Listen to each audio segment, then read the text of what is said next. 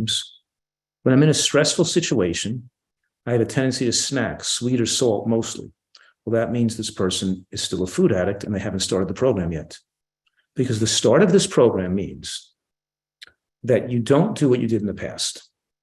You don't eat what you think you should eat, what you learned you should eat, what you feel like eating, because that's got you there. And what you've done, you eat what I'm telling you to eat, let me make those decisions for you. And I'm very specifically telling you exactly what to eat.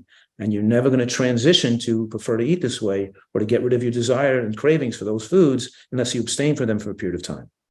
So you didn't start the program yet unless you start the detox. You didn't start to quit smoking unless you first quit smoking.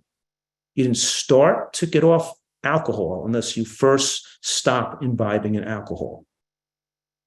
So imbibing in self-destructive foods does not alleviate a person's stress. They make your stress worse.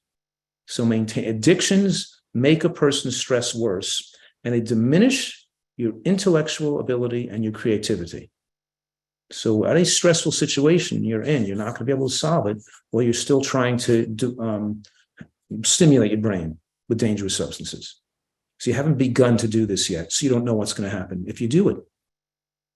If you did it, if you started out doing it, here's what would happen. You'd feel fatigue and a little bit agitated the first day you're doing it, not having those foods, but you do it anyway because you understand you're not going to feel good the first couple of days. And then under stress the second day, you're going to feel like desiring something you're missing because you have this illicit love affair with salty, calorically rich foods. So you're going to feel a little bit uncomfortable the second day, but that's okay because you're anticipating that and you know you're going to take care of it no matter what. You're going to do this no matter what.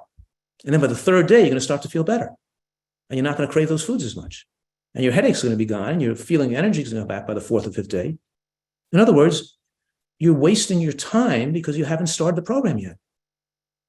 Okay, so what steps could I take to break this habit? Like walking in nature, meditation, yoga, listening to calming music, call friends. Sounds easy, but it's not that easy for me. Are there more better strategies that I can implement? Where do I start? You start by getting a garbage bag and getting everything out of your house that could tempt you. And that means if you're a smoker, you remove the ashtrays, you remove all signs of smoke, you remove all cigarettes, you tell everybody to get not to be around cigarette smoking. You have to not have any access to any of these kinds of foods and not to see them in your environment and have your house stocked with healthy foods. That's where you start. And then you put yourself in an environment for the first days of enforced abstinence, which means you know it's going to be a little difficult the first few days where you don't have those foods around you. So yeah, you can be out in nature in a hike, but you're making sure you're taking your food with you if you get hungry. You can do all these things that will help, yes, but make sure you structure your environment so you're not going to go off the program. You have to start the program to start to lose your addiction for those or desire for those foods. And you have to realize that it takes some initiative and dedication to begin. So begin now. Let's see you do it.